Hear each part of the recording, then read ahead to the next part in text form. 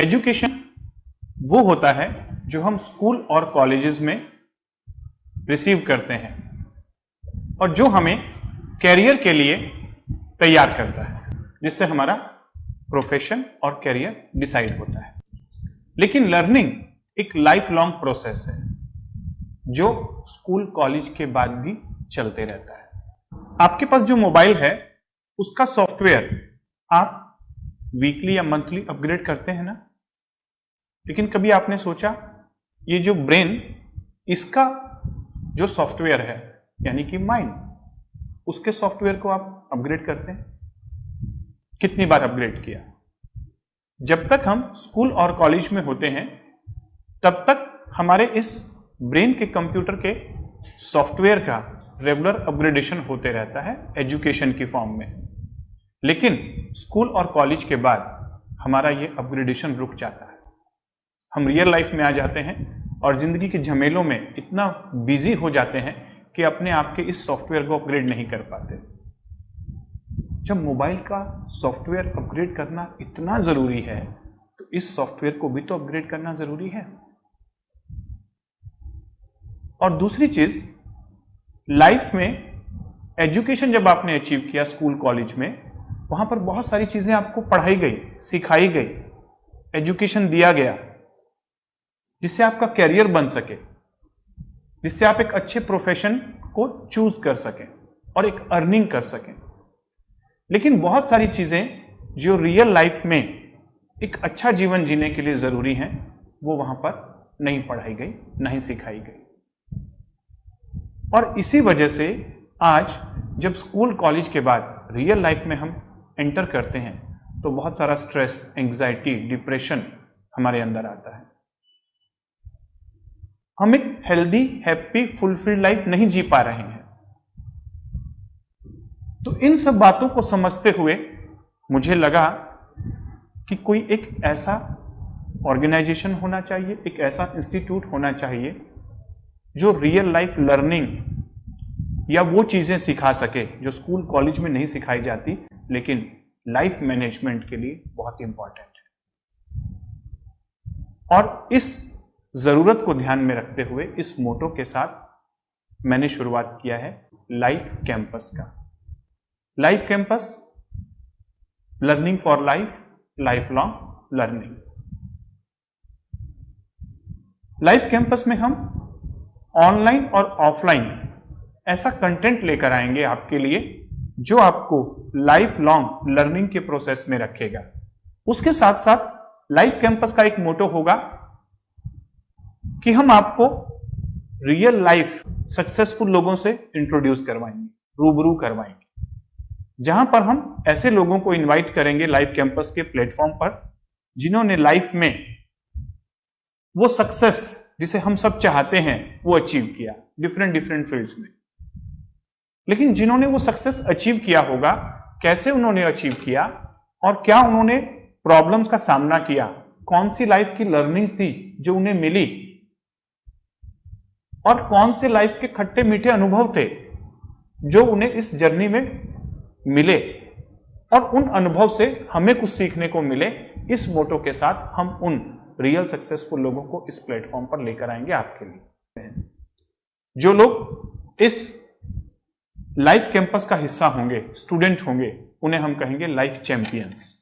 ये life champions अपने आप को हमेशा अपग्रेड रखेंगे, अप टू द मार्क रखेंगे और अपना एक बेहतर वर्जन हमेशा बनाते रहेंगे ताकि लाइफ को 100% नहीं 200% जिया जा सके।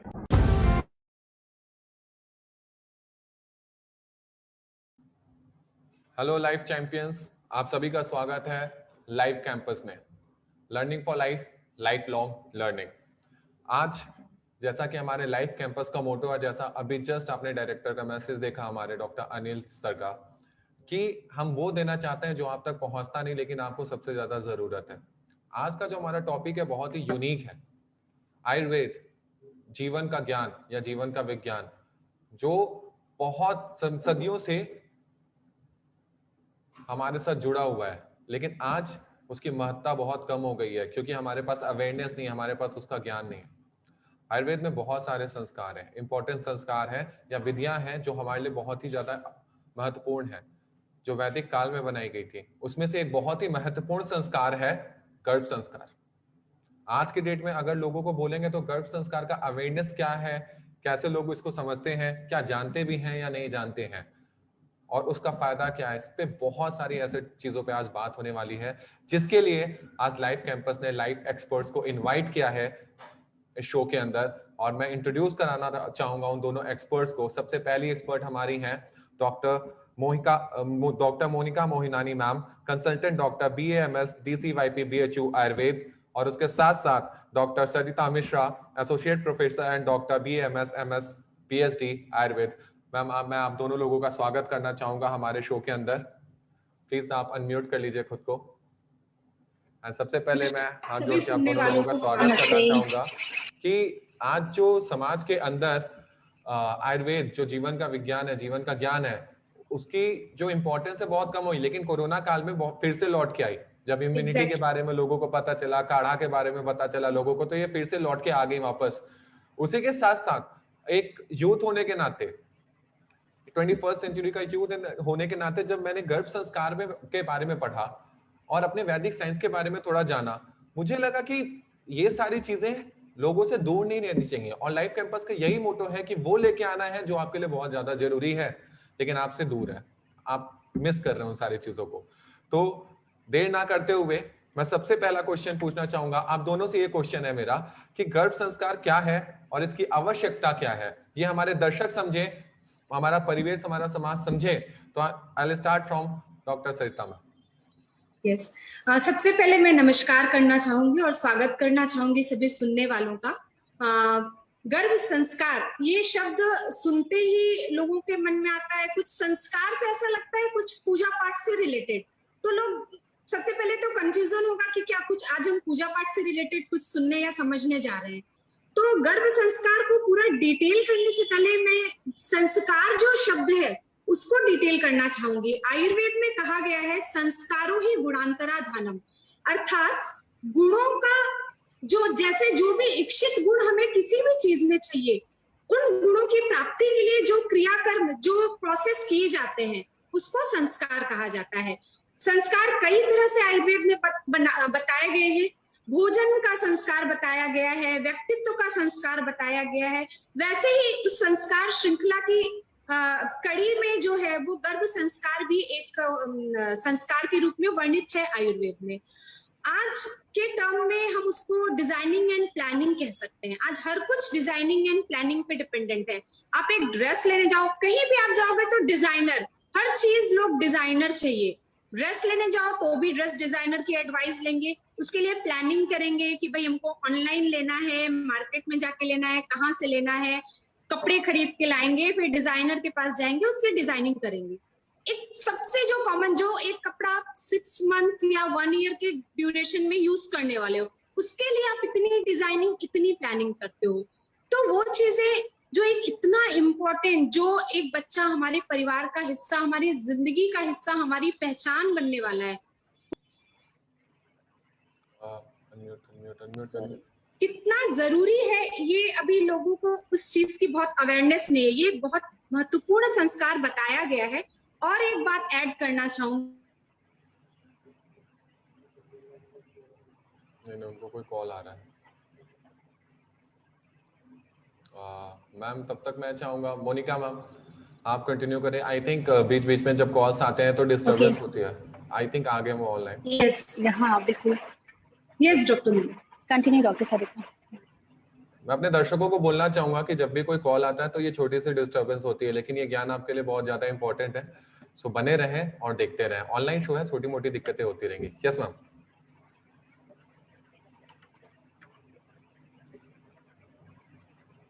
डॉक्टर मोनिका, मैं कंटिन्यू डॉक्टर सरिता। ओके हाँ जी, एक चीज और बताना चाहूंगी, आजकल सुपर स्पेशलिटी फील्ड का जमाना है, मेडिसिन, फिर उसमें भी सुपर स्पेशलिटी। अभी तो जेनेटिक मेडिसिन की बातें होने लगी है, लेकिन शायद जेनेटिक मेडिसिन बहुत लोगों ने सुना होगा, एपिजेनेटिक्स बहुत कम लोगों ने ये वर्ड सुना होगा। एपिजेनेटिक्स लेकिन अभी आज की मेडिकल फील्ड में बहुत इमर्जिंग ब्रांच है, जिसमें हम जेनेटिक की आगे की बातें करते हैं। जेनेटिक इंजीनियरिंग जो जेनेटिक में ये कहते हैं कि हमारा जो जेनेटिक कॉन्स्टिट्यूशन है, जीन्स को हम चेंज नहीं कर सकते। लेकिन अभी जो इमर्जिंग ब्रांच जो एपिजेनेटिक्स आ रहा है, उसमें ये कहते हैं जीन के वैसे ही रहेंगे। जैसे हमने सुना होगा कि बहुत सी बीमारियां जेनेटिक हैं, हमारे मदर को थी तो हमारे फादर को थी तो हमें भी मिलेंगी, हमारे बच्चों को भी हो सकती हैं क्या, सबका एक डर रहता है। लेकिन अभी जो ये इमर्जिंग ब्रांच एपिजेनेटिक्स है, इसका कॉन्सेप्ट या इसका जो बेस है वो ये है कि आपका जेनेटिक कॉन्स्टिट्यूशन सेम रहेगा, लेकिन जो आपका एक्सटर्नल जो बिहेवियर है, जिसको हमारे आयुर्वेद में आहार विहार कहा गया है, या जिसे आप अपना लाइफस्टाइल समझ सकते हैं, आपके लाइफस्टाइल जो है वो आपके जेनेटिक एक्सप्रेशन, जीन सेम रहता है, बट उसका जो एक्सप्रेशन बॉडी में होता है वो चीज आपकी लाइफस्टाइल से रेगुलेट होती है। आपने देखा होगा कि भाई अगर मदर फादर को ऐसी कोई जेनेटिक बीमारी है, तो अगर उस माँ और पिता के 4 बच्चे तो एक को हो सकती है, दूसरे को नहीं हुई। तो भाई जेनेटिक अगर चीजें ट्रांसफर हुई तो सभी को होनी चाहिए, लेकिन एक शिशु को हुई और दूसरे को नहीं हुई, ऐसा क्यों? उसका आंसर हमें एपिजेनेटिक्स में मिलता है कि उस पर्टिकुलर इंडिविजुअल की जो लाइफस्टाइल है वो उस जीन के एक्सप्रेशन को कंट्रोल करती है। तो जैसा मैंने शुरू में कहा कि संस्कारों ही गुणांतराधानम, एक्चुअली एपिजेनेटिक्स का अगर मैं ये कहूँ कि बेस ही ये वाक्य है कि आप गुणांतराधान कर सकते हैं। जो जीन्स हैं आपके, उसका फिनोटाइपिक एक्सप्रेशन को रेगुलेट करने वाली जो चीजें हैं वो हम संस्कार उनको कह सकते हैं। तो आयुर्वेद में ऐसे हर व्याधि की बात नहीं करें, हमारे यहाँ दिनचर्या ऋतुचर्या का वर्णन किया गया है और जिसमें ये चीजें बताई गई हैं कि हमारा आहार कैसा होना चाहिए, हमारा विहार कैसा होना चाहिए। उसी श्रृंखला में एक गर्भिणी स्त्री के लिए भी जो कोड एंड कंडक्ट्स हैं उसको गर्भ संस्कार का नाम दिया गया है, और जो शायद वही जो जेनेटिक एक्सप्रेशन है बेबी का, उसको रेगुलेट करने का एक साइंटिफिक प्रोग्राम है जो हमारे मनीषियों ने हमें दिया, लेकिन आज कहीं ना कहीं वो समाज में लैक कर रहा है और उसी के लिए उसी को एंटीनेटल केयर में इनकॉर्पोरेट करने के लिए हमारा एक छोटा सा प्रयास है। डॉक्टर मोनिका, आप कुछ कहें? Yes ma'am. सबसे पहले तो लाइफ कैंपस को थैंक यू ये प्लेटफॉर्म देने के लिए और इतना अच्छा हमारा विलुप्त सा टॉपिक लाने के लिए। और आज वर्ल्ड हेल्थ डे का स्थापना दिवस है जिसे वर्ल्ड हेल्थ डे के रूप में मनाया जाता है, और उसी दिन जो वर्ल्ड हेल्थ ऑर्गेनाइजेशन ने हेल्दी वेलबींग हेल्दी इंडिविजुअल की डेफिनेशन दी है कि फिजिकली, मेंटली और सोशली फिट होना चाहिए। ये वेलबींग तीनों क्राइटेरिया पे जरूरी है। और एंटीनेटल केयर की बात आती है तो फिजिकल फिटनेस के लिए सब भागते हैं डॉक्टर्स के पास या जहाँ भी, कि एनाटॉमिकल और फिजियोलॉजिकल हर तरह से अल्ट्रासाउंड या सारी रिपोर्ट्स करा ली या blood test, urine, everything. But where mental and social factor उस पर क्यों लैक कर रहे हैं? सारी सुविधाएं होते हुए भी आज भी ये नहीं कि सारी प्रेगनेंसी स्मूथ जा रही है या आने वाले जो बच्चे हैं वो एकदम अप्रोप्रिएट हैं। चीजें बहुत लैक कर रही हैं, तो हमें जरूरी है कि ये दोनों फैक्टर्स भी, मेंटल एंड सोशल वेलबींग, जो कहीं ना कहीं स्पिरिचुअल वेलबींग पे भी है, जैसे कि डॉक्टर सरिता ने बताया, एपिजेनेटिक्स लेवल तक काम होता है। तो सिर्फ फिजिकली फिट होने से नहीं चलेगा। जिनके प्रोटोकॉल्स हम फॉलो कर रहे हैं, WHO की पूरी दुनिया फॉलो कर रही है, तो जब उसने साफ साफ दिया है तो सिर्फ एक फैक्टर को लेके चलना सही नहीं रहेगा। तो उसके लिए मेंटली फिट होना और सोशली भी फिट होना जरूरी है। प्रेग्नेंट लेडी जो होती है, प्रेगनेंसी के टाइम उनको एडेप्टेशन में कितनी प्रॉब्लम्स आती हैं, सोसाइटी के थ्रू, अपने घर के थ्रू, या छोटी छोटी चीजों से स्ट्रेस्ड होके, और उसका कहीं ना कहीं थोड़ा या बहुत असर फीटस पे, जो आने वाला बच्चा है, उस पर भी पड़ता है। तो ये गर्भ संस्कार हमारे पुराने टाइम से, जैसे हिंदू धर्म की बात करें तो 16 संस्कार में 3 संस्कार तो प्रेगनेंसी के पहले ही दिए गए थे कि जैसे आने वाला बच्चा प्रेगनेंसी के पहले अच्छे से आए, और उसके बाद भी 2 संस्कार ड्यूरिंग गर्भावस्था भी दिए गए थे कि उसका डेवलपमेंट अच्छा हो।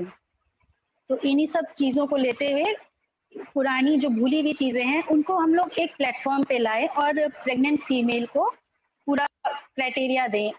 अब जैसा कि डॉक्टर सरिता ने बोला, छोटी छोटी प्लानिंग होती है, तो बिल्कुल जरूरी है। तो इसके लिए भी हमें प्लानिंग जरूरी है। तो सिर्फ आपने डॉक्टर से मिल लिया, दवाएं ले ली, चेकअप्स हो गए, यहाँ तक ठीक नहीं है। उसके आगे भी बहुत कुछ है जो हम अपने बच्चों को देना चाहते हैं। जस्ट टेक एन एग्जाम्पल, आप सुबह न्यूज़पेपर उठाएं, तो उसमें 2-3 न्यूज तो आपको नेगेटिव मिल जाएंगी, like corruption, rape, drugs etcetera etcetera.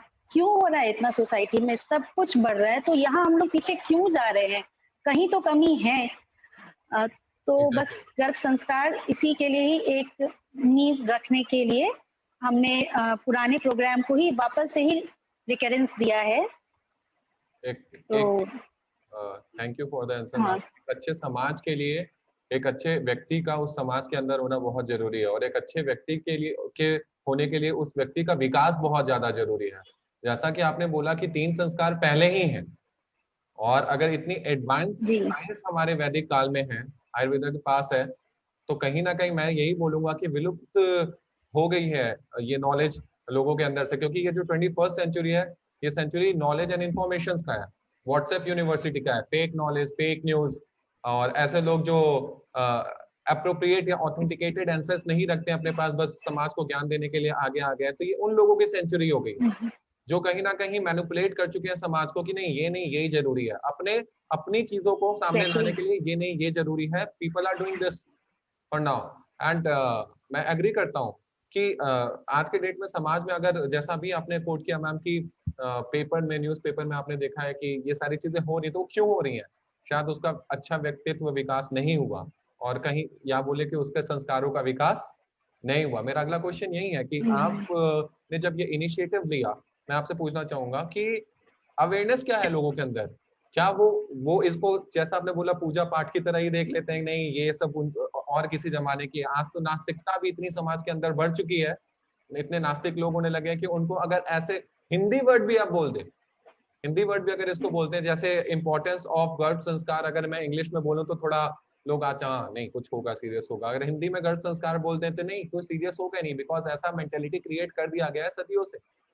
तो इसके अवेयरनेस ना होने के चलते वो हमारा तो कुछ नहीं खराब कर रहे हैं, अपना ही खराब कर ले रहा है। तो मैं अवेयरनेस के पॉइंट ऑफ व्यू से एज अ डॉक्टर आपसे पूछना चाहूंगा, सबसे पहले अगेन सरिता मैम से, कि अवेयरनेस क्या लगती है आपको लोगों के अंदर? जब आप लोगों से बात करते हैं या आपके पास क्लाइंट्स आते हैं, तो उनके अंदर अवेयरनेस आपको क्या लगता है या समाज के अंदर? जी, बहुत अच्छा क्वेश्चन है। आप गर्भ संस्कार के अवेयरनेस की बात तो छोड़िए, जब पेशेंट हमारे पास आते हैं तो उनकी एक्सपेक्टेशन, मतलब प्रॉब्लम है, बैकएक है या पेन एब्डोमेन है, जो माइनर एलिमेंट्स हैं प्रेगनेंसी रिलेटेड, जो होने ही होने होते हैं, उनके बारे में भी अगर पेशेंट्स को हम बताते हैं कुछ लाइफस्टाइल मॉडिफिकेशन या कुछ नॉर्मल जो लाइट एक्सरसाइजेज हैं या बाकी चीजें हम लोग बताते हैं अदर देन द मेडिसिन, वो उसके लिए भी बहुत रेडी नहीं होते। या तो मतलब है कि हाँ, या आप मेडिसिन दीजिए तो उसको लेंगे, बस जब तक तब तक लेंगे, और उसके बाद फिर हम उसको मतलब कुछ ऐसा दीजिए। मीन सबसे कॉमन प्रॉब्लम गैस, प्रेगनेंसी में हार्मोनल इफेक्ट के कारण गैस एक बहुत कॉमन कंप्लेन है। तो पेशेंट्स की डिमांड ये रहती है कि मैम कुछ तो मेडिसिन दे दीजिए। अगर मैं कोशिश भी करूं कि नहीं, मैं कुछ डाइट बताती हूँ, कुछ डाइट जो स्टाइल्स होते हैं वो बताती हूँ, मतलब स्पेसिफिक डाइट एंड उनको लेने का तरीका वो भी बताती हूँ ना, तो उसके लिए भी पेशेंट्स में बहुत अवेयरनेस नहीं है, उसके लिए भी वो रेडी नहीं होते। सारी बातें सुन लेंगे, हाँ हाँ हाँ करेंगे, और उसके बाद लास्ट में बोलेंगे मैम कुछ तो मेडिसिन लिख दीजिए। तो गर्भ संस्कार तो बहुत दूर की चीज है, तो अवेयरनेस उसके बारे में तो मैं कहूंगी कि बिल्कुल ही नहीं, ऐसा कहना नहीं, बट हाँ कुछ लोग हैं उसके बारे में अवेयर, कुछ कहते हैं कि हाँ मैम कुछ लाइफस्टाइल चेंजेस बताइए, लेकिन एज अ प्रोग्राम जो गर्भ संस्कार है उसके बारे में अवेयरनेस एटलीस्ट नॉर्थ इंडिया में तो मैं कह सकती हूँ बहुत कम है। साउथ में और महाराष्ट्र में, एमपी में भी शुरुआत हुई है क्योंकि गवर्नमेंट का सपोर्ट मिला है, तो उस नाते वहां अवेयरनेस बढ़ी है। साउथ और महाराष्ट्र में बहुत ज्यादा है, बट नॉर्थ इंडिया में इसके लिए अवेयरनेस बहुत कम है। और इवन लोगों को अपनी हेल्थ और जो चीजें लाइफस्टाइल का जो इम्पैक्ट है उसके बारे में भी अवेयरनेस नहीं है कि हम क्या गलत कर रहे हैं। बस लगता है कि हाँ कुछ प्रॉब्लम हुई है तो डॉक्टर इज देयर और वो हमें कुछ मेडिसिन देगा, लेकिन और क्योंकि वैसा ही अभी सोसाइटी में हो भी रहा है, बहुत ज्यादा पेशेंट्स के साथ कम्युनिकेशन या जो लाइफस्टाइल जो मॉडिफिकेशन या चेंजेस बताए जाते हैं उसके लिए बहुत अवेयरनेस नहीं है, या अवेयरनेस है तो ऑलरेडी पेशेंट जो है वो यूट्यूब देखकर आता है।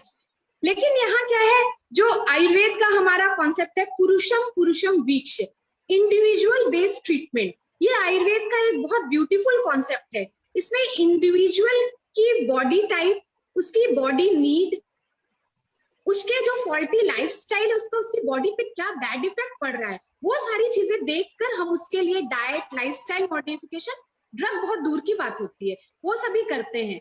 तो ये आज सिर्फ गर्भ संस्कार तक ही सीमित नहीं है, ये हर क्षेत्र में। और अगर आयुर्वेद की बात करें तो जो आयुर्वेद का उद्देश्य है, स्वस्थ से स्वास्थ्य रक्षणम आतुरस्य विकार प्रशमनम, विकार का प्रशमन, डिजीज तो बाद में, पहले जो व्यक्ति है उसके स्वास्थ्य की रक्षा करना है। तो आजकल ठीक है, सभी अपने हेल्थ के लिए अवेयर हैं, सभी जिम जाते हैं, सभी बोलेंगे हम हेल्दी डाइट लेते हैं, लेकिन फिर भी जो इंडिविजुअलिस्टिक जो ट्रीटमेंट है उसके बारे में अवेयरनेस अभी भी लैकिंग है। लोगों को लगता है प्रोटीन इज हेल्दी, तो वो लिया तो हम भी लेंगे, multivitamin is good for health, good for immunity. अभी कोरोना पीरियड में तो सभी इम्यूनिटी बूस्टिंग ड्रग्स आ गई हैं, तो सभी लगता है हाँ ये ड्रग इम्यूनिटी बढ़ाएगी, बट उसमें भी इंडिविजुअलिस्टिक जो अभी भी मिसिंग है। तो गर्भ संस्कार तो बहुत हाई लेवल कॉन्सेप्ट है।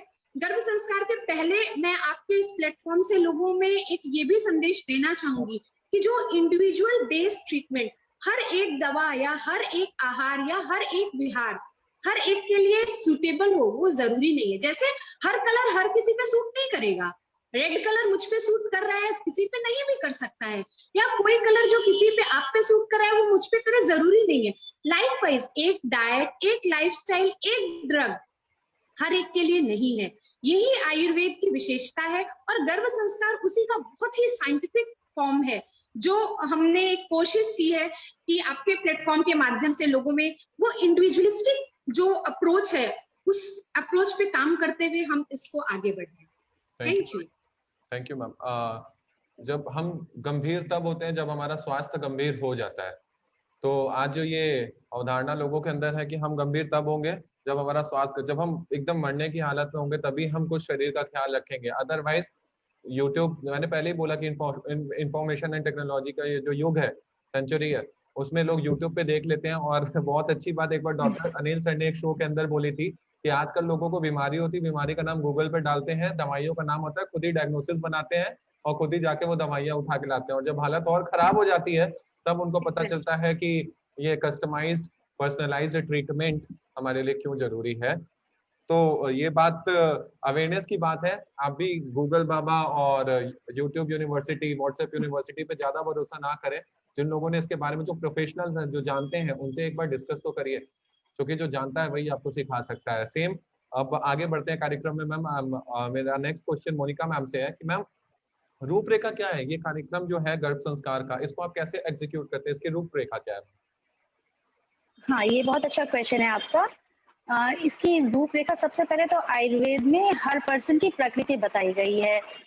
कफ, पित्त, वात 3 दोष हैं और उन दोषों को मिला के 2 दोषों को लेके और 3 दोषों को लेके अलग अलग प्रकृति बनाई गई। तो सबसे पहले, जैसा कि डॉक्टर सरिता ने भी बोला कि पर्सन टू पर्सन ट्रीटमेंट अलग रहता है या चीजें अलग रहती हैं। तो सबसे पहले प्रकृति डायग्नोसिस की जाएगी कि आपकी प्रकृति क्या है, जो भी फीमेल आ रही है, और फिर प्रकृति डायग्नोस करके उसके अकॉर्डिंग ही आगे उनका डाइट प्लान किया जाएगा। आयुर्वेद में भी मंथ वाइज दिया गया। आज तो जैसे फोलिक एसिड, आयरन, कैल्शियम तो रहते ही हैं, वो साथ में उनकी रिक्वायरमेंट जो आयुर्वेद में डाइट प्लान दिया गया उससे फुलफिल हो जाती है। तो वो प्रॉपर एक डाइट प्लान बताया जाएगा।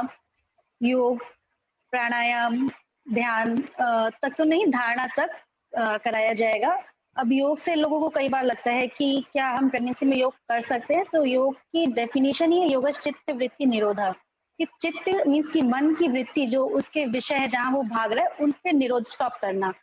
तो प्रेग्नेंट लेडी को तो ये बहुत ज्यादा जरूरी होता है कि कई कॉन्ट्राइंडिकेशंस होते हैं कि इस पोस्चर में नहीं बैठो, ये खाना है, ये नहीं खाना है, तो उसको चित्त की वृत्ति की जरूरत ज्यादा रहती है। तो योग बिल्कुल वो कर सकती है। ये एक मिथ है सोसाइटी में कि प्रेग्नेंट लेडी योग नहीं कर सकती। तो योग से जो करने लायक है, सब नहीं, वो उनको पूरा प्रोटोकॉल में बताया जाएगा।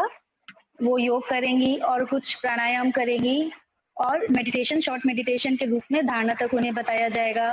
और ब्रेस्ट फीडिंग प्रोग्राम्स रहेंगे कि आगे भी उनको कैसे कंटिन्यू करना है। और उसके साथ साइकोलॉजिकल, सोसाइटी से काफी सारी चीजें अच्छी तो मिलती हैं उन्हें, बट काफी प्रेशर, काफी मिथ्स उनके ऊपर रहते हैं कि एकदम साइकोलॉजिकली टेंस्ड हो जाती है फीमेल, कैसे होगा, क्या होगा, अच्छे से होगी नहीं, normal, caesarean, blah blah blah, many things are there. तो उस पे एक साइकोलॉजिकल काउंसलिंग भी काफी जरूरी रहती है।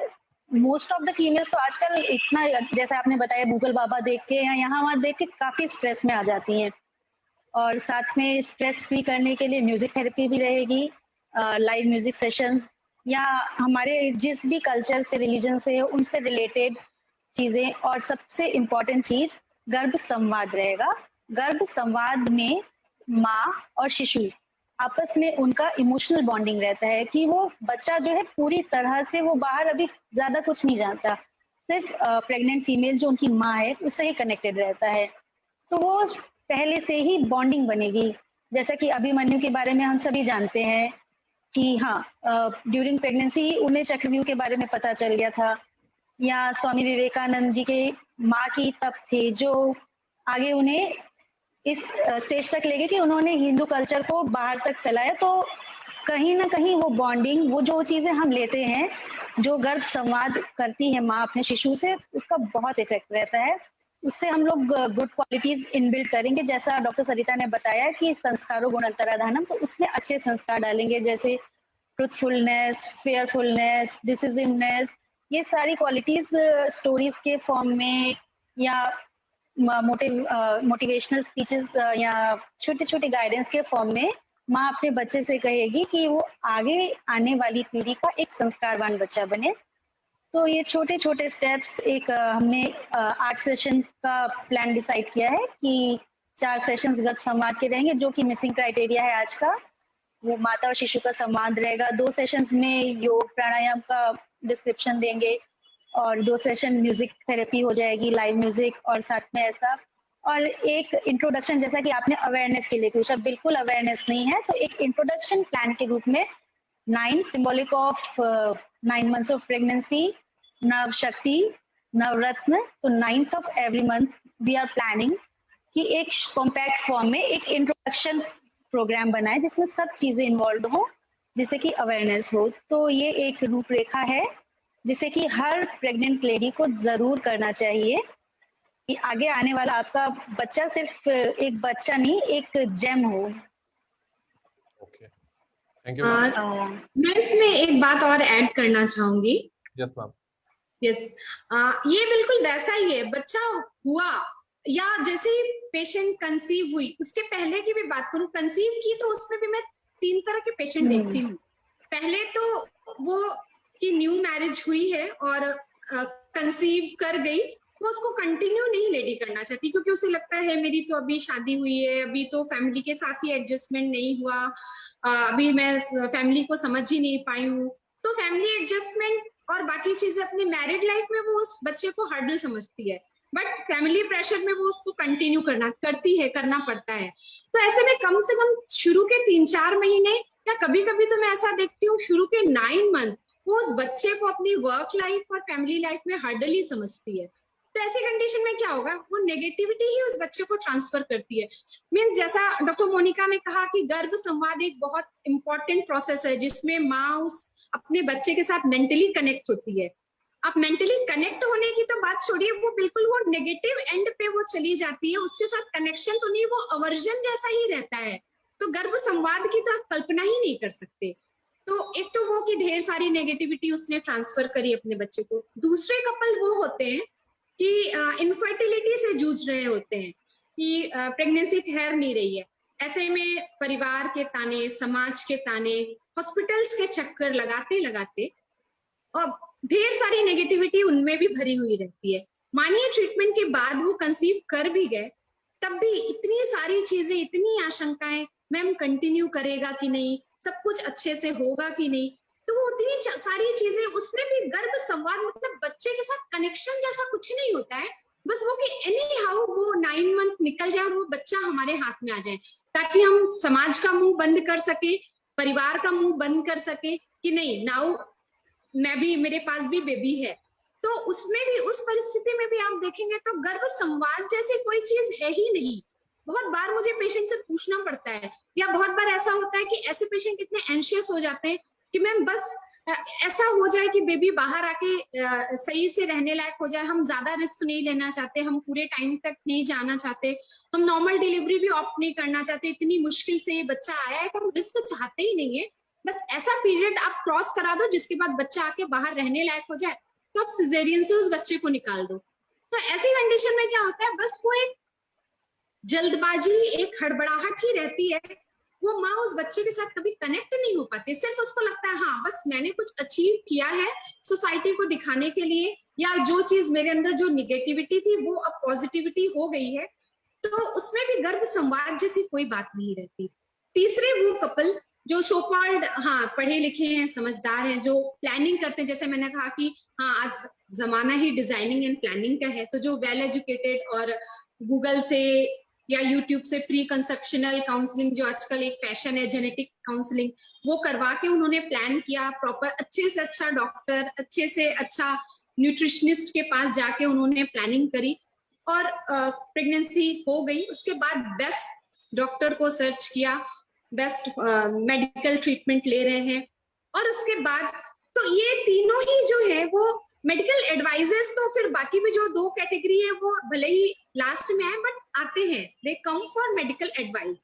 तो इन तीनों ही कंडीशन में क्या होता है कि ठीक है आपने मेडिकल एडवाइस तो ली, बट जो लेडी है वो गर्भ संवाद जैसी तो बात नहीं, उस बेबी के साथ मेंटल कनेक्शन नहीं। लोगों को बस ये रहता है कि हाँ मैम हमारा फीचर्स, मेरा बेबी का ग्रोथ अच्छा हो रहा है, अल्ट्रासाउंड करवा लीजिए, मेरा हीमोग्लोबिन लेवल कैसा है, हीमोग्लोबिन टेस्ट करवा लीजिए, बाकी और कोई इन्वेस्टिगेशन। तो जैसा डॉक्टर मोनिका ने शुरू में कहा कि सिर्फ फिजिकल एस्पेक्ट पे ही मदर और अटेंडेंट्स, मैम वेट कितना है, बीपी कितना है, किसी को भी ये अवेयरनेस ही नहीं है कि हाँ जो मेंटल वेलबींग है या मदर और फीटस का जो एक कनेक्शन है या कुछ ऐसा भी है, मेंटल एस्पेक्ट भी है जिसपे हमको गौर करना चाहिए, या हम उसके बारे में भी कुछ कर सकते हैं। हम करेंगे तब जब हम जानेंगे। हमें पता ही नहीं है कि जो एक मेंटल डिमांड है उस बेबी का, आपको पता ही होगा या हमारे दर्शक भी जानते हैं कि जो शिशु है उसका अधिकांश जो ब्रेन डेवलपमेंट है वो ड्यूरिंग फीटल लाइफ होता है। सभी आजकल जो है कि फॉलिक एसिड, डीएचए और डिफरेंट टाइप के जो सप्लीमेंट्स आए हैं वो न्यूरल डेवलपमेंट के लिए इंपॉर्टेंट है, but these all are only for proper anatomical development. आपने देखा है कि इतना सब कुछ होने के बाद भी आप बेस्ट हॉस्पिटल में सभी कुछ ले रहे हैं, बट फिर भी एनसी रिलेटेड कॉम्प्लिकेशंस बढ़ रही है। बच्चों में होने के बाद जो शॉर्ट टेम्परनेस है, जो एडजस्टमेंट प्रॉब्लम है, या एक सभी कॉमन प्रॉब्लम ये रहती है कि मेरा बच्चा मेरी बात ही नहीं सुनता। आपने कभी, मैं अपने पेशेंट से ये पूछती हूँ, कभी अपने बच्चे से बात करने की कोशिश की? तो इवन हंस देते हैं, हम क्या बात करें। तो मैं एक स्टार्टिंग के रूप में जो गर्भ संस्कार का अवेयरनेस है, मैं पेशेंट्स को ऐसे ही देने की कोशिश करती हूँ कि अभिमन्यु की कहानी सुनी है? तो वो हंस देंगे, हाँ मैम सुनी है। तो मैं पूछती हूँ क्या ऐसा लगता है वो झूठी है? नहीं ना, वो झूठी नहीं है। अगर विश्वास है तो आप भी अगर अपने बच्चे से बातें करोगे, आप उसको गुड वैल्यूज होने के बाद आपको विश्वास है कि आप बोलेंगे हाँ बेटा ऐसे बैठो, ऐसे उठो, these are good habits, these are bad habits. तो होने के बाद अगर हम उस बच्चे को सिखा सकते हैं, तो क्या होने के पहले हमारी कोई रिस्पॉन्सिबिलिटी नहीं बनती? होने के बाद हम बेस्ट स्कूल, उससे भी पहले best pre school, extra curricular activities में बच्चों का एडमिशन कराने के लिए दौड़ भाग करते हैं। But during the period of pregnancy, जब सबसे ज्यादा समय वो बच्चा आपके पास है, आपने उसके साथ कभी कोई कनेक्शन स्टैब्लिश करने की कोशिश की है? कैसे करेंगे? नहीं करिए, क्योंकि उन्हें अवेयरनेस ही नहीं है। मालूम है कि होने के बाद एक अवेयरनेस फैलाई गई है कि स्कूल से पहले प्री स्कूल में एडमिशन कराना है, तभी बच्चे का ओवरऑल डेवलपमेंट होगा। हमारे टाइम में प्ले स्कूल नहीं थे, तो हमारे मदर फादर ने प्ले स्कूल में एडमिशन भी नहीं करवाया। क्या हमारा ओवरऑल डेवलपमेंट नहीं हुआ? क्योंकि उस टाइम हम अपने मदर फादर से जो वैल्यूज हमें सीखनी थी वो हमने सीखी। तो वही चीज है कि आप अभी वो मार्केटिंग, जैसा सर्वेश जी आपने भी कहा कि जो मार्केटिंग की गई है कि ये चीज आपके लिए बेनिफिशियल है, तो play school, school and extra curricular hobby classes की मार्केटिंग की गई है कि these are good for your kids. तो गर्भ संस्कार जो पीरियड मैक्सिमम जो मदर उस बेबी के साथ कनेक्ट हो सकती है, उसकी मार्केटिंग क्यों न की जाए, जिसमें मदर डायरेक्ट उस बच्चे की टीचर, कहा भी गया है कि माँ बच्चे की सबसे पहली गुरु होती है। तो उसी श्रृंखला में ये हमारा प्रयास है कि गर्भ संस्कार और मदर को हम लोग यही प्रमोट करते हैं कि आप उसकी बेस्ट टीचर हो, किसी भी प्री स्कूल, स्कूल से बेस्ट टीचिंग आप उसको दे सकते हो, बस उसको गाइड करने की जरूरत है। तो एज अ गाइड हम अपनी भूमिका निभाने को तैयार हैं, लेकिन पार्टिसिपेशन आपका चाहिए। अवेयरनेस समाज में आपके द्वारा फैलेगी। तो यही एक प्रयास है और आप लोगों का साथ मिला। बाकी जो दर्शक हमें देख रहे हैं, मैं यही आशा करती हूँ कि ये इन सारी चीजों को कम से कम अपने 5-7 वालों को बताएं, वो 5 अगले 5 को बताएं, तो ये एक अवेयरनेस की जो श्रृंखला है वो आगे बढ़ेगी। Thank you Sarvesh. Thank you ma'am, बहुत अच्छा बोला मैम आपने इन सारी चीजों के बारे में। मैं बस अपने सारे दर्शकों से एक बात बोलना चाहूंगा कि जब बच्चा प्रेगनेंसी पीरियड में होता है तो उसके पास एक ही रास्ता होता है और वो होता है उनकी माँ। लेकिन जब बच्चा दुनिया में आता है तो उसके पास बहुत सारे रास्ते खुल जाते हैं। तो आई थिंक जहाँ पे एक ही रास्ता है जहाँ पे वो सबसे अच्छे तरीके से उसको सिखाया जा सकता है, उस रास्ते को आप जरूर चूज करिए। उसके साथ साथ मैम रूपरेखा में मैम आपने प्रकृति परीक्षण की बात की थी। वात पित्त कफ आपने 3 प्रकृतियां बताई थी, एक त्रिदोष बताया था आई थिंक वॉट एवर। तो उसके अकॉर्डिंग मैम जो प्रकृति परीक्षण है, क्योंकि हम लोगों के लिए ये जानना बहुत जरूरी है। इतने देर में जितनी भी बात मैं सुना, मुझे ये लग रहा है कि लोगों तक ये अवेयरनेस है क्यों नहीं। पहला तो मोटिव ही हमारा लाइफ कैंपस का ये है मैम, जैसा मैंने स्टार्टिंग में बोला था कि लोगों तक वो पहुंचाना जो उन तक पहुंच ही नहीं रहा, लेकिन उनके लिए बहुत ज्यादा जरूरी है, जो हमें कहीं सिखाया नहीं जा रहा लेकिन हमारे लिए बहुत जरूरी है, हमारे लाइफ के लिए बहुत जरूरी है। इसीलिए लाइफ कैंपस आया, यही हमारे डायरेक्टर का मैसेज भी है। मैं पूछना चाहूंगा प्रकृति परीक्षण की बात जो की गई है उस पर थोड़ा सा प्रकाश डाले मैम। अगेन क्वेश्चन करता मैम आपसे। जी, ये बहुत इंपॉर्टेंट क्वेश्चन है सर्वेश जी। और ये गर्भ, इसका जो एरिया है वो सिर्फ गर्भ या प्रेग्नेंट लेडी तक रिलेटेड नहीं है, ये आज समय की डिमांड है। और जो आयुष मंत्रालय है, इस पे बहुत बड़ा प्रोग्राम चल रहा है। CCRS जो संस्था है, लास्ट ईयर इस पे एक ट्रेनिंग प्रोग्राम शुरू हुआ जो कोविड के कारण शायद थोड़ा सा रुक सा गया है। कोविड के पहले आयुष मंत्रालय और CCRS ने बहुत रिसर्च के बाद, मतलब मैं आपको ये इस मंच के माध्यम से लोगों को भी बताना चाहूंगी कि आयुर्वेद क्षेत्र के जो दिग्गज विद्वान है, जो बेस्ट टीचर्स हैं, उनके साथ न जाने कितनी मैराथन जो मीटिंग्स हैं, उनके बाद कितने वाद विवाद के बाद एक प्रोटोकॉल, एक प्रकृति परीक्षण का प्रोटोकॉल, जैसे क्वेश्चनियर्स होते हैं, वो डिसाइड किए गए। प्रकृति सबसे पहले मैं बताना चाहूंगी, परीक्षण तो मैं बाद में बताती हूँ। पहले तो अभी अपने दर्शकों को प्रकृति के बारे में मैं बताती हूँ, फिर उसको थोड़ा डिटेल करेंगे। सॉरी, प्रकृति, जैसा मैंने शुरू में भी कहा कि आयुर्वेद पुरुषम पुरुषम वीक्ष्य की कल्पना पे काम करता है। हर एक के लिए, जैसे एक रंग सब पे सूट नहीं करता, वैसे ही आयुर्वेद ये मानता है कि एक ही आहार, एक ही विहार और एक ही औषधि सभी के लिए जरूरी नहीं है।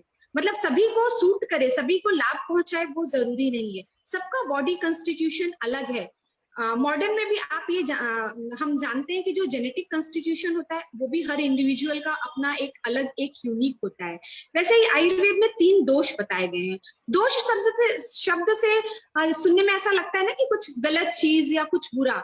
दोष वैसा कुछ नहीं है। दोष हमारे जो बॉडी की फंक्शनल यूनिट्स हैं, जैसे जो टिश्यूज है, वो हमारी बॉडी की टिश्यूज, बोन, जो भी हमें दिखता है, दैट इज एनाटॉमिकल यूनिट। लेकिन आयुर्वेद में फंक्शनल यूनिट्स की भी बात की गई है। जैसे एक इंजन है, एक गाड़ी है, सभी कुछ उसमें है, लेकिन अगर उसमें पेट्रोल, उसके वायर्स में जो इलेक्ट्रिसिटी दौड़ रही है, अगर वो नहीं रहेगी तो वो गाड़ी जो है निर्जीव है।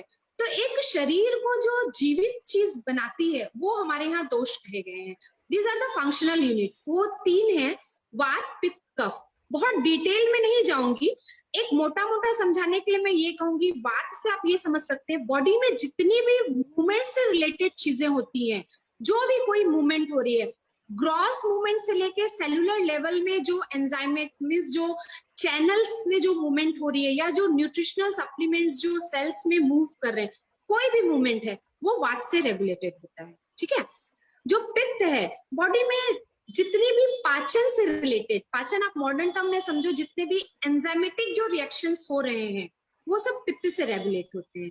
और कफ मींस जितने भी सिंथेसिस वाले जो भी प्रोसेस हो रहे हैं वो कफ से रिलेटेड हो रहे हैं। एक ये बहुत कॉमन क्वेश्चन है, ये हम लोगों ने BMS में एडमिशन लिया था, हम भी साइंस स्टूडेंट्स थे, तो जब हमने वात पित्त कफ पढ़ा तो साइंस स्टूडेंट होने के नाते हर चीज टेस्ट ट्यूब में देखने की आदत थी, या हर कुछ लगता था कि माइक्रोस्कोप में देख ले। तो ऐसा लगता था, आपके भी मन में सवाल उठ रहा होगा कि क्या वात पित्त कफ जैसे मॉडर्न में चीजें होती हैं, क्या हमें दिख सकता है? फंक्शनल यूनिट्स है तो दिखेगा नहीं।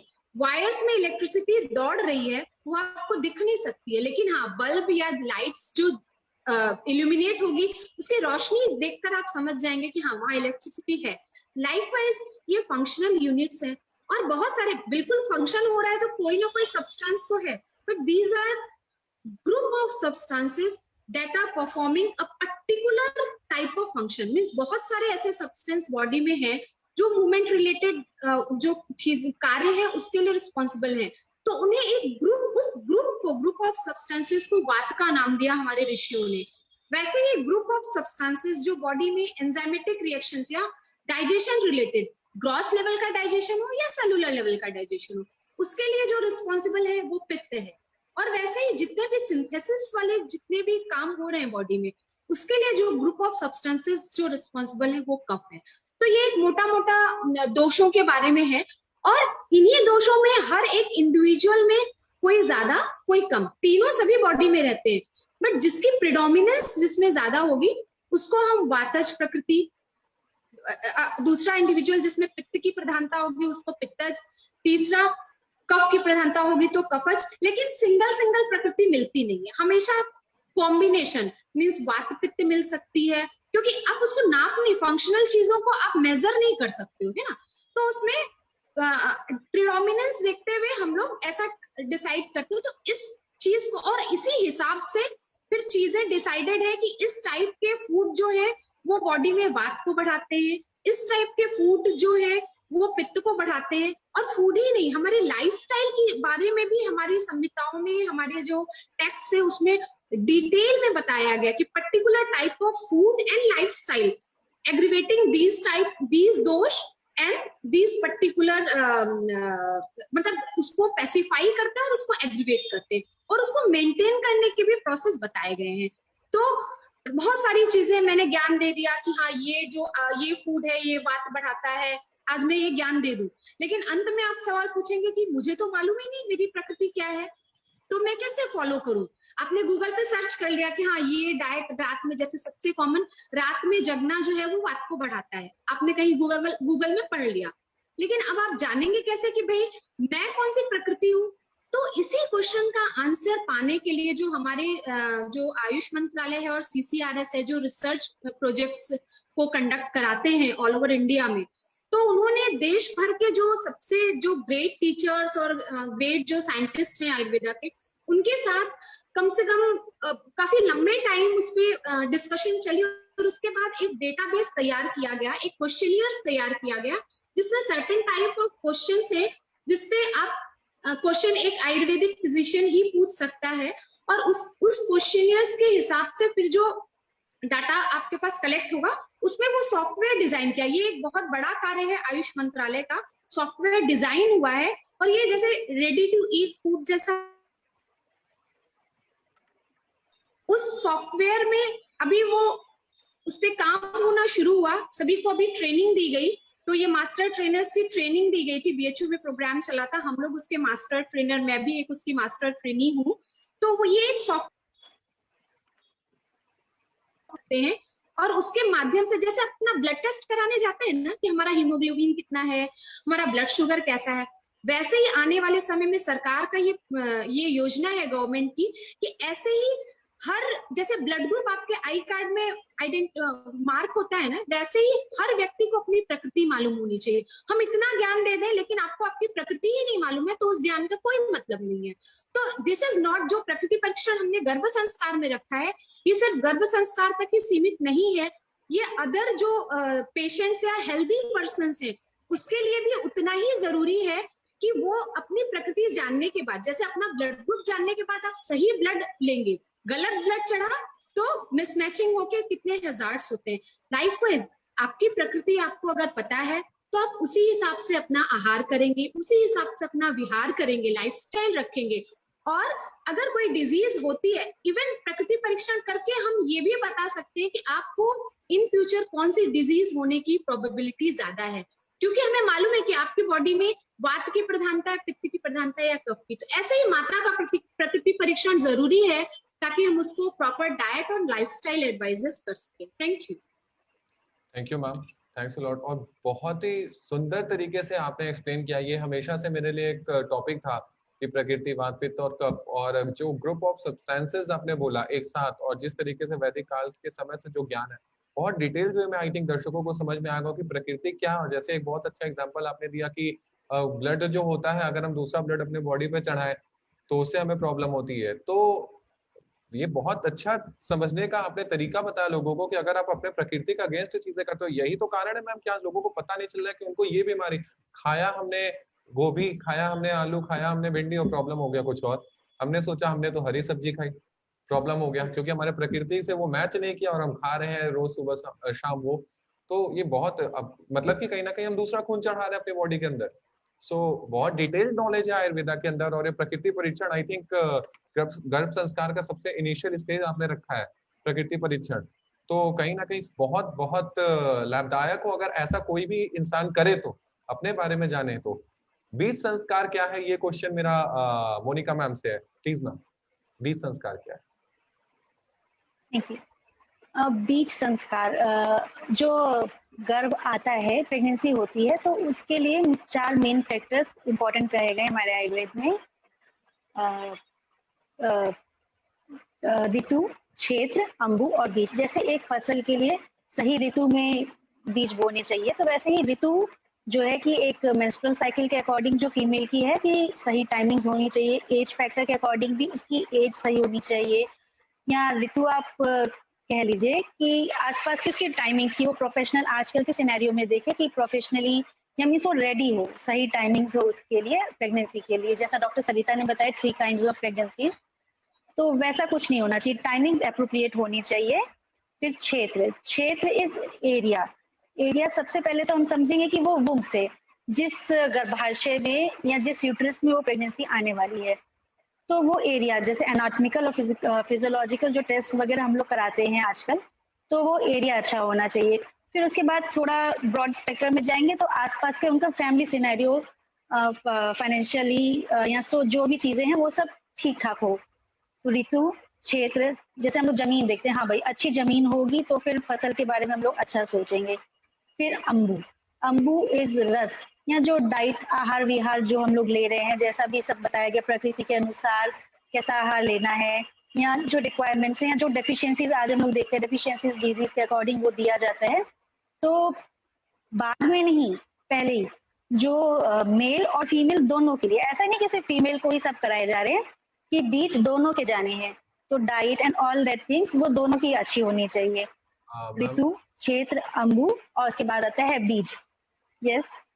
इसके साथ ही एक क्वेश्चन भी आया था हमारे पास कि does this garbh sanskar should be implemented by mom only और it must be implemented by both mom and father और एल्स बाय कंप्लीट फैमिली? जैसे अभी आपने बोला कि फादर को भी इस चीज का ध्यान, complete family, complete family, complete family. हाँ जी, गर्भ संस्कार में, हाँ, गर्भ संस्कार में मेन रोल मदर का रहेगा, बाकी सपोर्टिव रोल कंप्लीट फैमिली का रहेगा और पार्टनर का तो सबसे ज्यादा। और बीज संस्कार में both the individuals are important, कि दोनों के बीच जाने हैं। जैसे मेडिकल ट्रीटमेंट में ही आजकल जाते हैं तो दोनों पार्टनर्स के ट्रीटमेंट होते हैं अगर इनफर्टिलिटी का केस है तो इसी तरह बीज संस्कार में। और उसके बाद फिर हमारे बीज अच्छे बनाने के लिए बहुत सारे प्रोसेसेस होते हैं कि बॉडी का डिटॉक्सिफिकेशन, जैसा कि डॉक्टर सरिता ने एक्सप्लेन किया प्रकृति के बारे में, तो वो दोनों पार्टनर्स की प्रकृति डिजाइन मतलब देख के वैसा उनके लिए डिजाइन किया जाएगा कि आपको क्या जरूरत है। ये 3 से 5 महीने का प्रोटोकॉल रहता है कि शोधन पंचकर्मा के थ्रू अगर आपको शोधन की जरूरत है वो होंगे। फिर आगे रसायन, वर्गीकरण, जो चीजें आपको और अच्छे बीज के लिए दिए जाते हैं वो दिए जाएंगे। और अगर हम लोग पुराने बारे में सोचे तो जो भी महापुरुषों के बारे में जो भी हमारे कैरेक्टर्स हैं, तो वो उनके पैदा होने के पहले ही डिसाइडेड रहता था कि हाँ, कि इनके इस पर्पस से जन्म हो रहा है, कि कृष्ण ने आए तो उनका पर्पस ये है, वो पहले से ही डिसाइडेड है। तो जो हमारे बीज जाने वाले हैं तो उसके लिए पेरेंट्स को पहले से ही खुद को प्रिपेयर करना होगा और उनमें संकल्प वो लेते रहेंगे कि ऐसे बीज आएंगे, जब हम फिट होंगे तो आने वाला जो बच्चा है उसके लिए जो बीज प्रिपेयर हो रहे हैं पेरेंट्स के, तो वो अच्छा बीज रहेगा, तो आने वाला बच्चा भी अच्छा रहेगा। और बीज संस्कार के बाद आता है गर्भ संस्कार। ये ऐसा नहीं सिर्फ इनफर्टिलिटी के केस में करना चाहिए, ये नॉर्मल हर इंडिविजुअल को अगर प्लान्ड प्रेगनेंसी है तो पहले से 3 to 5 मंथ्स और 6 मंथ्स आपको एक टाइम देना चाहिए कि आप अपने बीज अच्छे करें और तभी प्लानिंग करें। और बट अब तो जरूरी भी हो गया है बीज संस्कार, क्योंकि न्यूक्लियर फैमिलीज हैं, तो वो लोग तैयार ही नहीं हो पाते हैं कि कैसे करना है, क्या करना है। तो उनको मेंटली प्रिपेयर करने के लिए भी यहाँ इतनी डिजीजेज हैं, फीमेल्स में पीसीओडीज या मेल स्पर्म काउंट कम हो गया, तो उसके लिए भी बीज संस्कार के थ्रू प्रिपेयर किया जाता है। यहाँ काफी मिथ्स हो गए, स्ट्रेस है, डाइट फैक्टर्स हैं, वेट है, तो बहुत सारे फैक्टर्स है कि हर 3rd to 4th कपल कहीं ना कहीं इनफर्टिलिटी से जूझ रहा होता है। तो ये हमारे लाइफस्टाइल चेंजेस जो टाइम टू टाइम जो कह लीजिए मैकेनिकल लाइफ होती जा रही है, तो उसको थोड़ा रोके कि वी आर ह्यूमन बीइंग्स, जैसा सब कहा जा रहा है कि प्रकृति और सब उसके अनुसार करना है कि बस देख लिया गूगल पे, यूट्यूब पे, ये कर लो, वो कर लो, ये खा लो, ये पी लो, नहीं। आपके बॉडी को क्या चाहिए उसके अनुसार पूरा एक प्लान रहता है बीज संस्कार का, और उसके भी काफी प्रोसीजर्स रहते हैं कि प्रकृति डिजाइन करके फिर जो कमियां हैं उसको पूरा करेंगे पंचकर्म से, और उसमें योग सेशंस, प्राणायाम, तो उसका भी पूरा एक अलग प्रोटोकॉल है, उसका भी काफी लंबा सेशन चलेगा। तो इन शॉर्ट बीज अच्छे लाने के लिए पेरेंट्स को पहले ही बीज संस्कार के थ्रू जाना चाहिए। Thank you. Thanks a lot.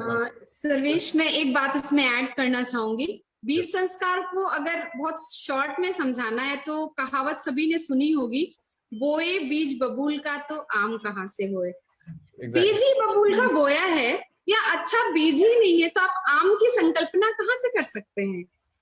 तो इन शॉर्ट बस इतना ही है कि वो बबूल नहीं होना चाहिए, आपको आम अगर चाहिए तो उसके लिए आपको आम डालना बीज पड़ेगा। अच्छा तो फसल अच्छी। एग्जैक्टली, तो आपको आम ही डालना पड़ेगा। हाँ। तो ईश्वर ने हमें ये अपॉर्चुनिटी दी है कि उस आम का भी हम संस्कार कर सकते हैं। कौन सा आम, कौन सा आम, आम सिर्फ आम नहीं, वो मीठा वाला आम, खट्टा वाला आम, कौन सा आम चाहिए, आप संस्कार द्वारा उसके गुणों का अंतराधान, गुणांतराधान कर सकते हैं। ये अपॉर्चुनिटी हमें मिली है जो गर्भ संस्कार से हम कर सकते हैं। तो सिर्फ आम का बीज नहीं डालना, आम की क्वालिटी भी हम रेगुलेट कर सकते हैं। तो यही बीज संस्कार को मतलब इन शॉर्ट अगर हम एक्सप्लेन करना चाहे तो ये एक छोटी सी बात है। और मैं अपने दर्शकों से बोलना चाहूंगा कि अगर बबूल का पेड़ उन्होंने बोया तो कांटे जिंदगी भर उन्हीं को गड़ेंगे। आज कितने लोग ऐसे हैं मैम कि कोसते रहते हैं कि हमारी संतान ऐसे कैसे हो गई, हमारी संतान ऐसे कैसे हो गई। तो आपने जो प्रोसेस था उसी को ढंग से नहीं किया, आपने उनका जो गुणवांतरण, जो वर्ड आपने यूज किया मैम, वो आपने नहीं किया, और उसके बाद बबूल का पेड़ बोया तो कांटा जिंदगी भर आपको चुभता है। तो इसमें भी दोष आप ही का है, त्रिदोष के साथ आपके पास एक और दोष है गुणवांतरण ना करने का। तो अगर वो दोष, वो तो अच्छे दोष हैं, लेकिन ये सही में दोष है अगर आप अपने बच्चे का गुणवांतरण नहीं करते हैं। तो बहुत अच्छा है मैम। एंड मैं आपको एक और बात बताना चाहूंगा कि ये शोज, इस शो, पर्टिकुलर शो का रिस्पॉन्स बहुत तगड़ा है और बहुत लोगों तक ये शो जा रहा है, क्योंकि बहुत डिटेल में आप दो लोग इन्फॉर्मेशन दिए, बहुत अच्छी दी है। नेक्स्ट क्वेश्चन सरिता मैम, गर्भिणी आहार पर प्रकाश डालें। मतलब कि गर्भिणी आहार क्या है, और उसका थोड़ा सा शॉर्ट में मैम टाइम हमारे पास जैसा, क्योंकि हमारे पास 4-5 और इम्पोर्टेंट क्वेश्चन है। ओके, शॉर्ट ही में बताती हूँ इसको, क्योंकि काफी कुछ मैंने बता दिया है कि दोष के अनुसार आहार होना चाहिए। तो वो सारी चीजें, तो एक तो हम जब प्रकृति परीक्षण करते हैं तो दोष के हिसाब से डिसाइड करते हैं। बट एक और चीज कि जो मॉडर्न एंटीनेटल प्रोग्राम है उसमें जो डाइट के बारे में बताया है, उसमें बस इतना ही है कि आपका कैलोरी इतना होना चाहिए, इतना % प्रोटीन होना चाहिए, इतना फैट होना चाहिए, इतना कार्बोहाइड्रेट होना चाहिए, ये एसेंशियल अमाइनो एसिड्स और ये सारी चीजें, उसमें और कुछ ज्यादा डिटेल नहीं है।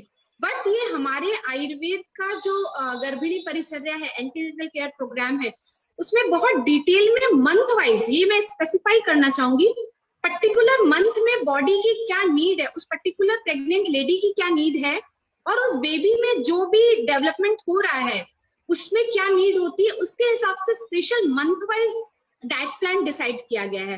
और ये भी एक चर्चा का बहुत विस्तृत विषय है, आगे अगर आपके प्लेटफॉर्म पे हमें टाइम मिलेगा तो हम इस पर डिटेल में बात करेंगे, बट क्योंकि समय कम है तो मैं सिर्फ इस पे ये बताना चाहूंगी कि special month wise diet plan दिया गया है जो बॉडी की डिमांड को फुलफिल करता है। और ये इसके लिए भी हमने गर्भ संस्कार तो अभी शुरू करने जा रहे हैं, बट इसके लिए इस पे मैं काफी दिनों से काम कर रही हूँ। मैंने अपने एंटीनेटल प्रोग्राम में एक डूज एंड डोंट्स की लिस्ट बनाई हुई है, साथ ही में उसमें मैं अपनी हर प्रेग्नेंट लेडीज को डाइट प्लान जो मंथ वाइज हमारे आयुर्वेद में बताया कि ये विशेष रूप से लेना है। बाकी आप जैसा मॉडर्न में जो प्रोटोकॉल्स है आप वो भी फॉलो करो, बट वो स्पेशल डाइट प्लान जो हमारे एंटीनेटल केयर में है उसको फॉलो करने, और साइंटिफिक रीजंस हैं, मैं उसको एक्सप्लेन कर सकती हूँ, बट यहाँ पे क्योंकि टाइम लिमिटेड है तो वो चीजें अभी डिटेल में नहीं बात करेंगे, उसके लिए कभी आपसे अगला समय मांगेंगे और उस पर चर्चा होगी। तो मंथ वाइज स्पेशल डिमांड के हिसाब से हम डाइट एडवाइस करते हैं। इसी के जी साथ सर।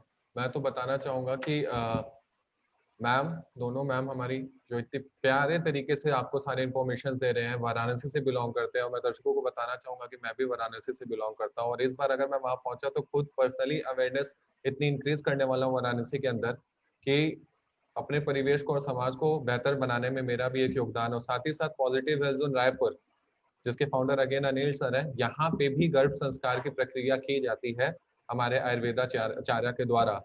तो आप जो इतने डिटेल इंफॉर्मेशन ले रहे हैं, अगर आपको बातें कुछ भी समझ में आ रही है तो आप कंसल्ट कर सकते हैं रायपुर के अंदर भी। एंड बनारस के अंदर जितने भी मेरे दोस्त अभी देख रहे हैं मुझे, मैं उनसे जरूर बोलना चाहूंगा कि मैं पर्सनली आऊंगा और जिनकी भी शादियां हुई हैं उनको पकड़ के ले जाने वाला हूँ डॉक्टर के पास वहां पे बनारस के अंदर। इसी के साथ गर्भ संवाद के बारे में एक बार मैं और चाहूंगा एक छोटा सा डिटेल, एक बार फिर से, जैसे आपने अभिमन्यु को थोड़ा डिटेल में इसको गर्भ संवाद वाले जो प्रक्रिया है मैम, वैसे तो आपने समझा दिया था, बस एक थोड़ा डिटेल उसका चाहिए मुझे, एक शॉर्ट में मैम। मोनिका मैम।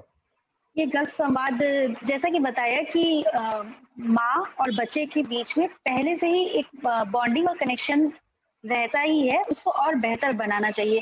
कि ये नहीं कि माँ सारा दिन बिजी है, कहीं ना कहीं उनको जब लगे कि हाँ बच्चा थोड़ा एक्टिव फॉर्म में है तो उनको बच्चे से बॉन्डिंग करके कि हाँ बेटा मैं तुम्हारी मम्मा हूँ, ये फैमिली है, और उसके बाद फिर कि ऐसे रहना चाहिए, गुड वैल्यूज छोटे छोटे देने चाहिए, या जिस भी रिलीजन से आप बिलोंग करते हो वहाँ पे जो भी महापुरुष जिसको भी आप फॉलो करते हो उनकी स्टोरी सुनाओ, या अपने लाइफ के अच्छे एक्सपीरियंस बताओ, या अपनी डेली लाइफ की अच्छी चीजें बच्चे से शेयर करके आप भी स्ट्रेस फ्री हो और बच्चे को भी स्ट्रेस फ्री करो। और बातों बातों में ही कि हाँ, जैसे लोगों को डिसीजन लेने में बच्चे हर बात में माँ बाप से पूछते हैं, उनको लगता है सही है नहीं है, तो हाँ सही डिसीजन कैसे लेने हैं, डिसीजननेस की स्टोरीज बता के उसकी वैल्यू सिखाओ, या हाँ हमारा बच्चा ब्रेव हो, ब्रेवरी की स्टोरीज बताएं। तो कहीं ना कहीं छोटी छोटी क्वालिटीज जो लाइफ लॉन्ग उसको हेल्प करने वाली है उसको हम लोग डेवलप करते हैं।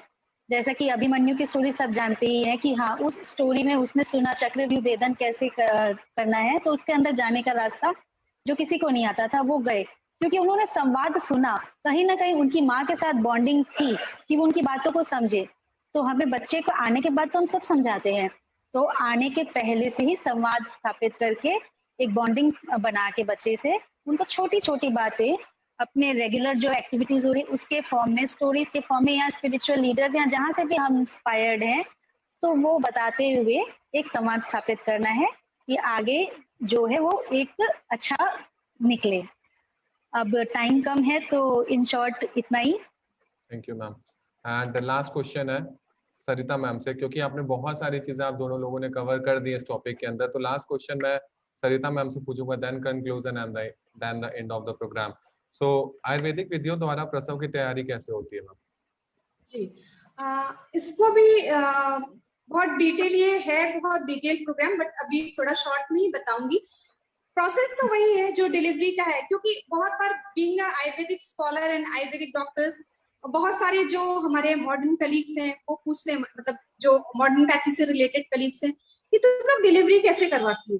प्रोसेस इज प्रोसेस तो जो बच्चे के आने का है सेम प्रोसेस होता है, सिजेरियन जो है वो सेम प्रोसेस होता है, बट जो ड्रग्स और उसके पहले, आयुर्वेद की ब्यूटी ये है कि बिफोर डिलीवरी जो कुछ प्रोसेसेस ऐसे होते हैं जो सुखपूर्वक प्रसव, मैं नॉर्मल डिलीवरी नहीं बोलूंगी, बट ऐसी डिलीवरी जो सुखपूर्वक, जिसमें मदर को कम से कम कॉम्प्लिकेशंस हो और हेल्दी बेबी, जो आउटकम जो है वो हेल्दी बेबी हो, और प्रेगनेंसी के बाद भी, not during the pregnancy, not during the labour, but after the delivery भी मदर को कम से कम कॉम्प्लिकेशंस हो।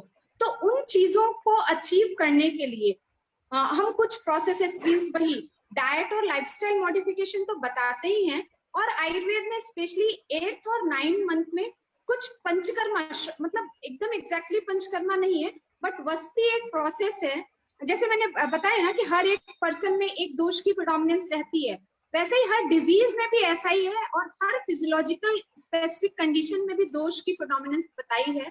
तो प्रेगनेंसी में क्या है, वात प्रोडोमिनेंस कंडीशन कुछ कुछ होती है, मीन्स आपको रेगुलेट रखना है वात को, क्योंकि मूवमेंट, जो बर्थ का जो प्रोसेस है वो भी मूवमेंट से रिलेटेड है। जैसा मैंने पहले बताया, अभी हमारे दर्शक की बात समझ रहे होंगे कि मूवमेंट से रिलेटेड जो भी प्रोसेस है वो वात से रेगुलेटेड है। तो हमें ये ध्यान रखना पड़ता है कि वात डिस्टर्ब ना हो, अपनी नॉर्मलसी में रहे।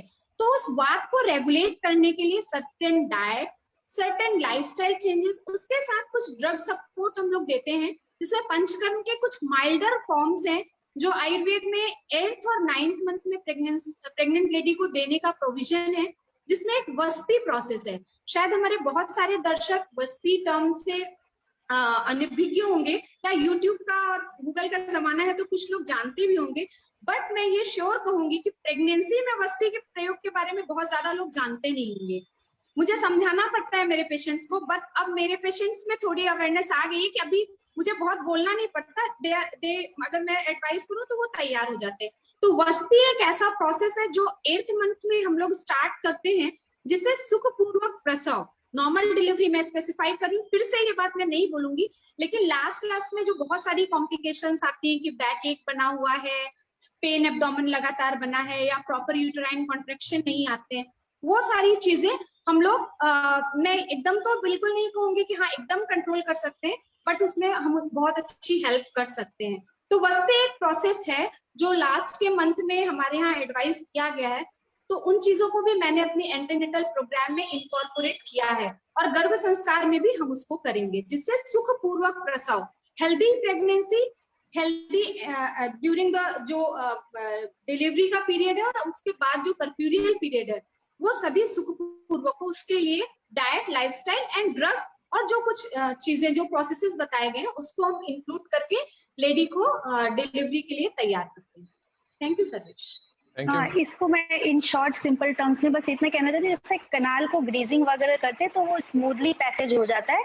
तो वस्ती और यूनी पिचू, ये बस कह लीजिए वो कनाल को एक ग्रीजिंग की कॉम्प्लिकेशंस कम हो और एक स्मूथ डिलीवरी या प्रसव जो जिस भी वे से हो, सिजेरियन या नॉर्मल, तो एक स्मूथली हो बस। Thank you ma'am. एंड अगर मैं कंक्लूजन की बात करूं तो एक लास्ट शॉर्ट मैसेज के साथ एक कंक्लूजन मैं आप दोनों लोगों से चाहूंगा। Let's start from Sarita ma'am again.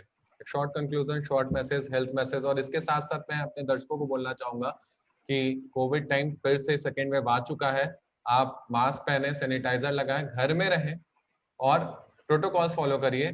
अपने आप को और बेहतर बनाने के लिए टाइम मिला है तो अपने स्किल्स को और ग्रो करिए, पढ़ाई कीजिए, मेहनत कीजिए, बट यस प्रोटोकॉल्स फॉलो कीजिए, क्योंकि डॉक्टर्स की भी आप मदद करेंगे अगर आप बाहर नहीं निकलेंगे तो।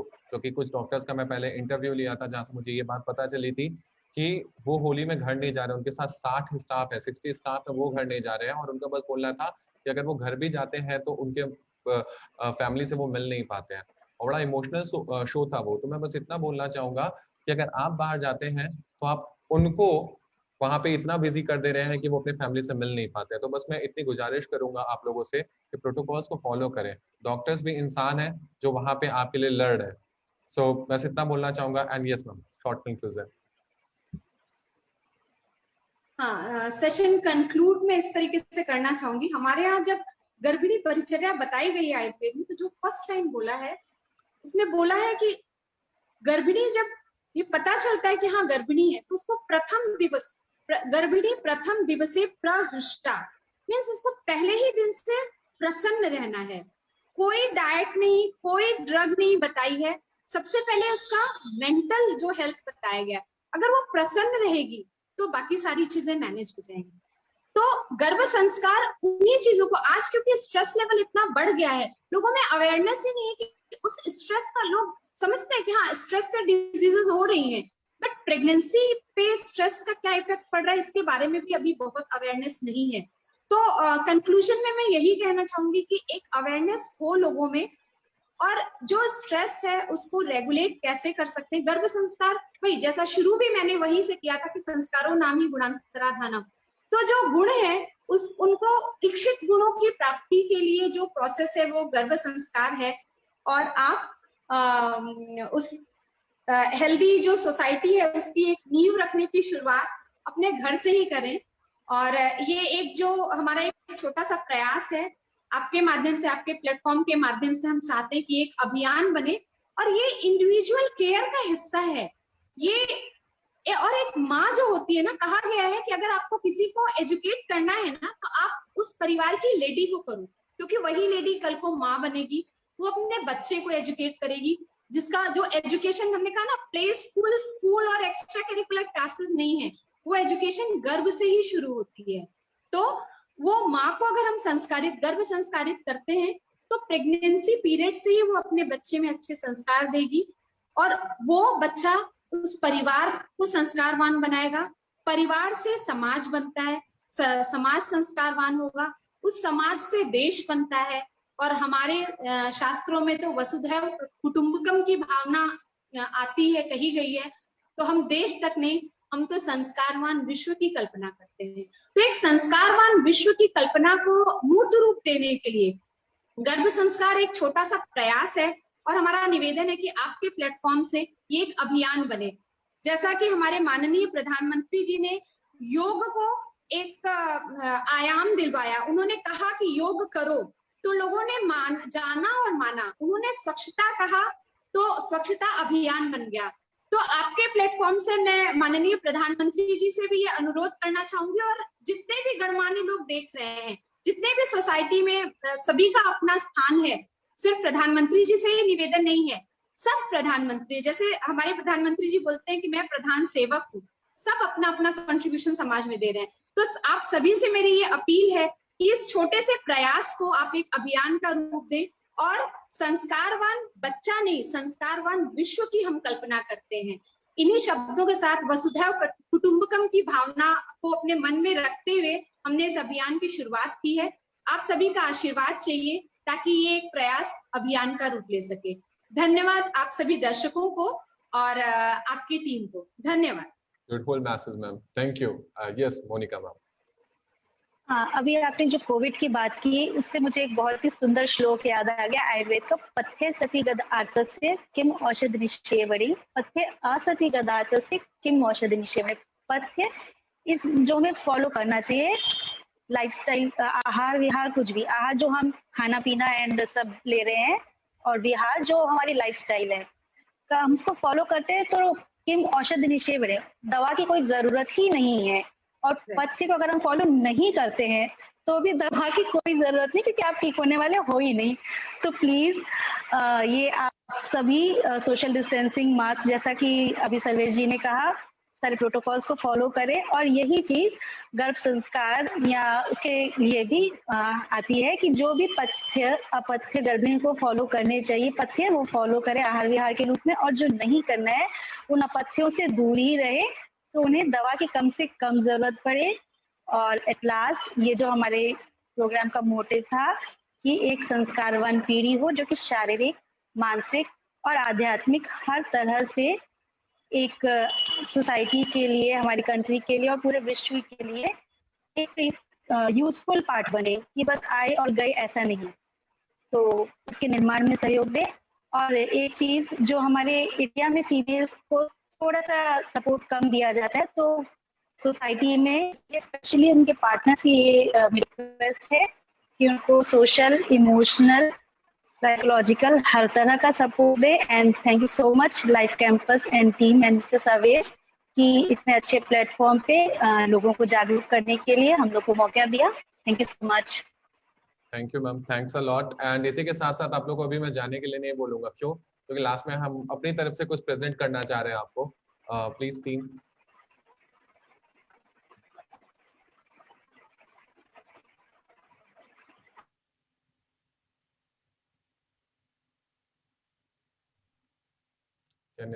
इसे आप फुल स्क्रीन करेंगे। तो पहला सर्टिफिकेट है डॉक्टर सरिता मैम के लिए, शो के लिए।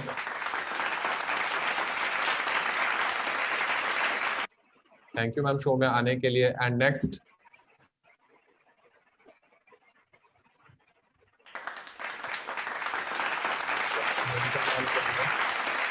लाइफ एक्सपर्ट जो आप आए और इतने अच्छे इन्फॉर्मेशन दिया हम सभी को, दर्शकों को, गर्भ संस्कार के महत्व पे। तो ये दोनों सर्टिफिकेट हम आप लोग को प्रोवाइड कराना चाहेंगे और मैं अपनी तरफ से क्लैप करूंगा मैम कि इतने अच्छे इन्फॉर्मेशन आपने हम लोगों को दिए।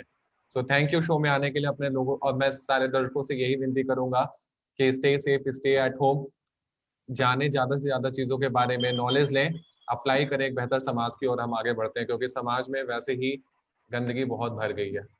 सो ये हमें ही दूर करना होगा, हमें ही खत्म करना होगा, और लाइफ कैंपस का यही अप्रोच है कि एक बेहतर समाज हम लेके आए।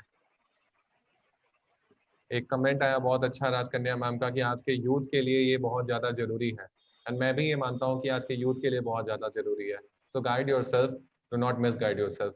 Thank you everyone, thank you ma'am, and फिर मिलेंगे बहुत जल्दी एक जागरूकता के प्रोग्राम के साथ, एक जो मेन लाइफ कैंपस का मोटो है वो आप तक पहुंचाना, जो आप तक नहीं पहुंचा लेकिन आपको उसकी जरूरत है, तो ये लेके आएंगे। Thank you Sarita ma'am, thank you Monica ma'am, show में आने के लिए बहुत बहुत धन्यवाद। सारे दर्शकों को बहुत बहुत धन्यवाद कि आपने ये शो देखा।